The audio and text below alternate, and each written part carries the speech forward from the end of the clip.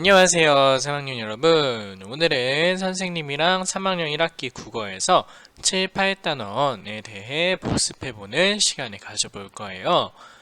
네, 그래서 다들 교과서 3학년 1학기 국어 나를 준비하고 선생님이랑 빠르게 7, 8단원에 대해서 다시 공부해보도록 할게요.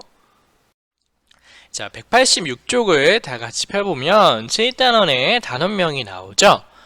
네, 7단원의 단원명은 반갑다 국어사전이었어요.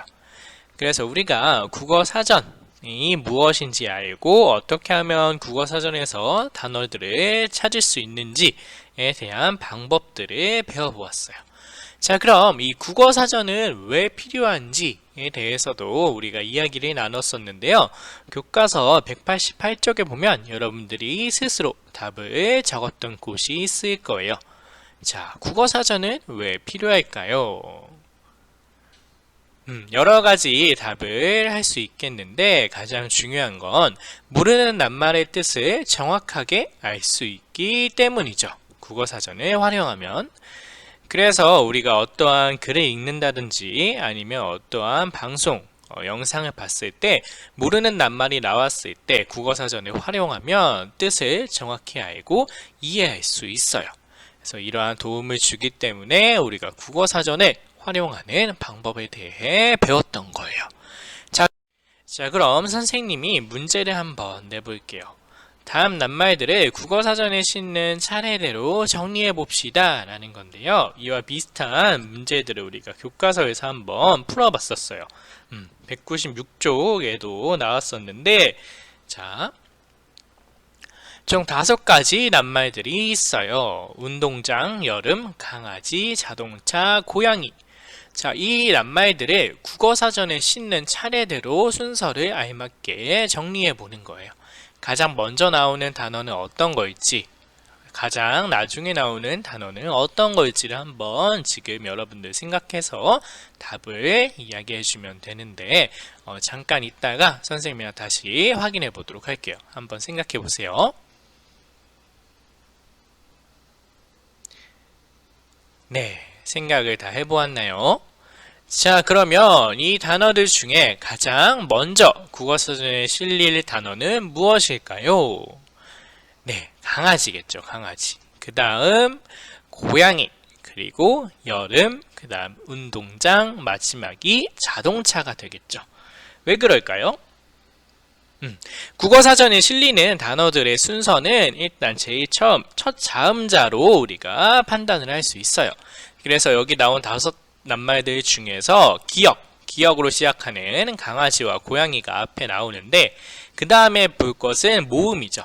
강아지의 가에 아랑, 고양이의 고에 오 중에서 아가 먼저 나오죠. 그래서 강아지가 제일 먼저, 그 다음 고양이, 그리고 여름, 그 다음 운동장, 자동차, 이 순서로 국어사전에 실릴 거예요.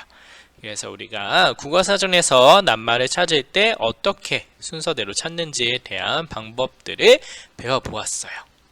자, 좋아요. 자, 그럼 다음으로는 형태가 바뀌는 낱말의 기본형을 찾는 걸 우리가 했었는데요. 교과서 200쪽에 나와 있죠. 단어들, 낱말들은 형태가 바뀌는 게 많이 나와요. 여기서도 맑고, 맑아서, 맑은이처럼 이렇게 다양한 형태가 바뀌는 낱말들이 있는데 이 중에서 형태가 바뀌지 않는 부분이 있죠. 형태가 바뀌지 않는 부분에 달을 붙이면 기본형이 되는 거예요. 자, 그럼 이 기본형을 우리가 왜 알아야 되죠? 맞아요. 이 기본형으로 우리가 사전에서 낱말을 찾기 때문에 국어 시간에 7단원에서 형태가 바뀌는 낱말을 어떻게 찾는지에 대해서 공부를 했었어요. 그래서 이러한 낱말들이 있을 때 기본형으로 만들어주는 과정을 알아야 된다고 공부를 했었죠. 그래서 그걸 바탕으로 201쪽과 202쪽에서 여러분들이 직접 한번 국어사전에서 기본형을 찾아보는 연습을 했었답니다. 자, 그래서 7단원에서는 국어사전을 왜 필요한지 대해 배우고 낱말을 찾는 방법에 대해서 자세하게 배웠었어요. 자, 그럼 8단원으로 넘어가도록 할게요. 8단원은 단원명부터 한번 같이 알아볼게요. 8단원의 단원명은 무엇이었나요? 라는 질문인데요. 212쪽에 나와 있어요. 힌트를 주면 땡땡이 있어요 라는 단원명이었는데 정답은 그쵸? 의견이 있어요 라는 단원이었어요. 여기서 말하는 의견은 무엇인지 기억이 나나요? 맞아요. 글쓴이나 인물이 어떤 대상에게 지니는 생각이라는 걸 의견이라고 하는데요. 이건 219쪽에 정리가 되어 있었죠.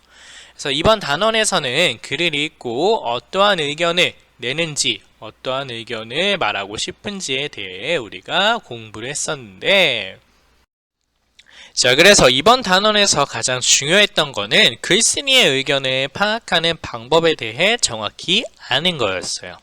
이와 관련된 내용은 228쪽에서 우리가 문제를 풀면서 같이 정리를 해보았었는데요. 여러분들이 어떠한 글을 읽고 그 사람의 의견을 정확히 아는 것이 그 글을 제대로 이해하는 데 도움이 되겠죠. 그래서 글쓴이의 의견을 파악하는 방법에 대해 우리가 정리를 해보았었는데요. 첫 번째는 글 제목을 주의 깊게 살펴보는 거예요. 예를 들어서 여러분들도 글을 한번 지어보고 만들어 본 적이 많이 있을 텐데 그때 가장 중요하게 생각하는 것 중 하나가 제목을 어떻게 짓냐는 거죠. 글의 제목을 통해서 우리가 글을 읽는 사람들에게 어떠한 것을 이야기하고 싶은지를 알려줄 수 있기 때문에 그 제목을 우리가 주의 깊게 살펴보아야 되는 거예요. 그 다음으로는 2번 문단의 중심 문장을 정리하는 거예요. 우리가 2단원에서 문단을 정리할 때 중심 문장에 대해서 배웠죠. 그와 마찬가지로 어떠한 글을 읽었을 때 각 문단의 중심 문장을 정리하면 이 글쓴이는 어떤 말을 하고 싶구나 라는 걸 우리가 알 수 있죠. 자, 그리고 마지막으로는 글쓴이가 그 글을 쓰는 목적이 무엇인지를 짐작해 보는 거예요. 이 글쓴이가 왜 이런 글을 썼을까? 어떤 목적을 가지고 있을까? 짐작을 하면 글쓴이의 의견을 파악하는 데 큰 도움이 된답니다. 자, 그래서 우리가 이번 단원에서는 글을 읽을 때 어떠한 의견을 바탕으로 썼는지에 대해 정확히 알아보는 공부를 해보았었어요. 자, 그래서 오늘은 우리가 7, 8단원 국어사전과 의견이 있어요 라는 단원을 어떻게 공부했었는지 같이 복습을 해보았고요. 다음 시간에 이제 9단원과 10단원을 한번 더 정리하고 1학기는 이대로 마치도록 할 거예요. 네, 오늘도 수업 듣느라 너무 수고 많았고요. 다음 시간에 만나도록 할게요. 안녕.